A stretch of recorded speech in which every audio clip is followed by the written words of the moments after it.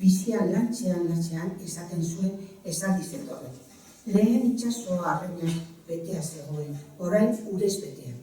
Arrantzaren gainbera asatzen duen esaldia zarantzarik gabe. Teknika bai egongo dela, baina ez dagoela arrainik. Gehiegi arratsatu delako. Osabak dio ikusmenarekin egiten zela garai batean arrantza. Ur azalean nabari zela non zegoen arraina, aparragatik edo distiragatik. Gero etorri ziren makinak. Nola egiten den hiztegi bat, askotan galdetu izan diot nire buruari.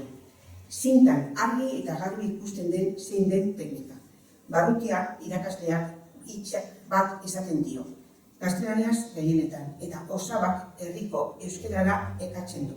Esate baterako, sotavento galdetzen dionean, haize bekaldi esaten du, eta barlovento itaunduz gero haizekaldi. Nik behin ere entzun gabeko hainbat hitz esaten ditu Osabak zedean, galdutu hitz egin bateko hitzak, sakilu gura bezala. Baina kontua ez da hor bukatzen. Hiztegigileak hitza itzultzeko eskatu eta gero, itzulikako hitz hori aurretik hiru jartzeko agintzen dio.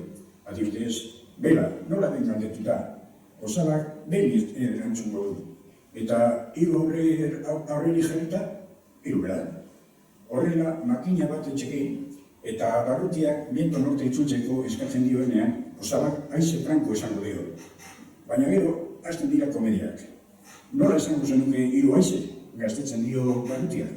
Automatikoki eta Osabak aterdia izango du. Hiru haize franko ezin da esan eta haizea bat bakarra da.